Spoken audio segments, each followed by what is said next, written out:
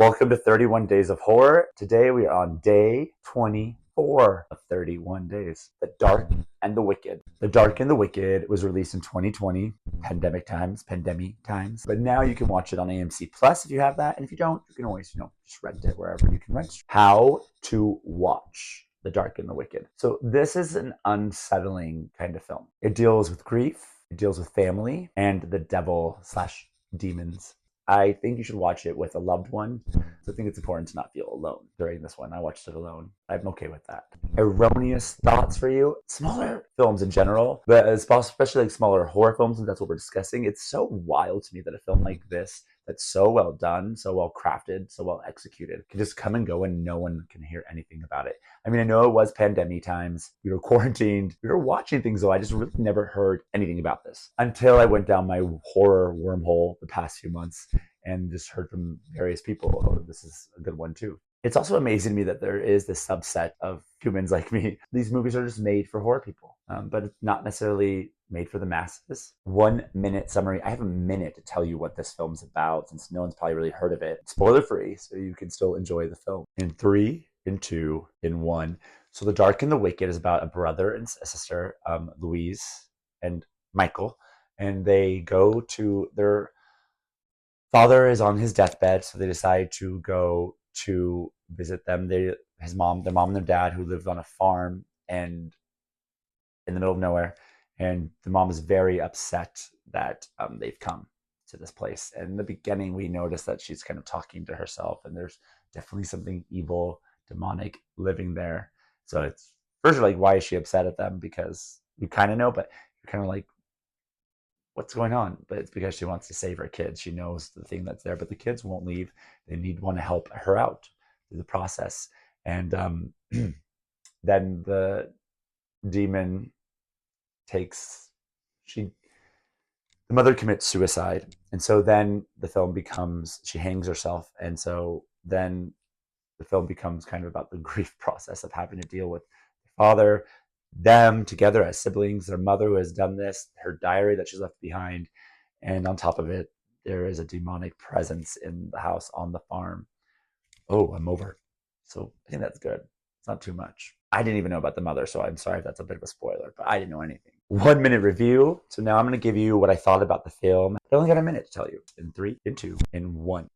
I love when a film handles grief and handles it in a way that's so delicate and awful and horrible and horror, right? Because it can be all those things.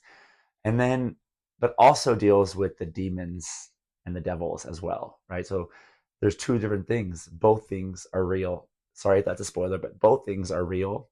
Or are they, right? Because grief is all in your head as well. But this is a real kind of world where like the demons of your own demons you're going through. And then there's also demons, the devil, the demons happening. So I really enjoy that those were both parallel with each other.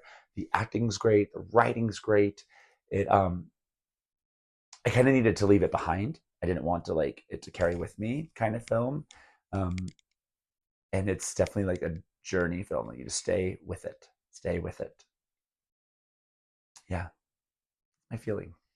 That was like really clear minded of me. It wasn't too scatterbrained. Aaron's experience is the segment where I just discuss my experience watching the film, or the lead up, or if it like stick with me afterwards. So this is my experience with The Dark and the Wicked. So I'm dealing with a lot of my own personal grief, as well as things with my family members. This one struck a chord with me. I understood every character and why they were doing what they were doing. Nothing where I was like, don't do that. It was like, I get it. I understand. Everyone's trying to do their best for them, but the best for their family, best for the ones that have survived.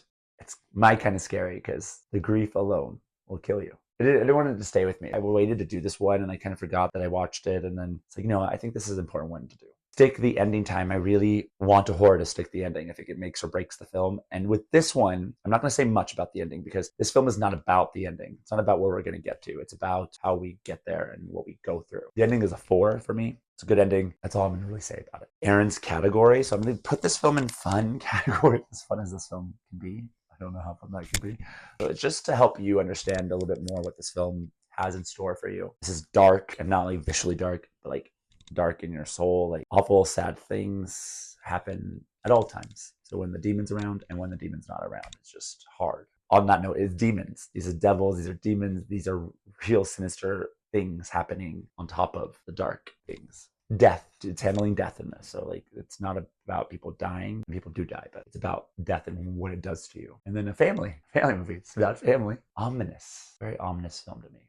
Dark, demon, death, family, ominous. That's The Dark and the Wicked for me.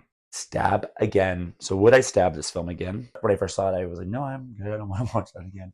And now that I've had time away from it, I kind of would like to watch it from the outside in. And what that means to me is like kind of a film connoisseur, watching the film, how they made it, rather than from the inside. I like to watch a movie on the inside, not try to think too much of the making of. Now I'd like to go back and watch it with that gaze. So that's The Dark and the Wicked. An effective film, effective and dark, sad. Those are the things that stuck with me after when I think about this film. But let me know in the comments what you thought. You can also subscribe right there. Watch some more of my content if you liked this. Thank you all. Happy Halloween.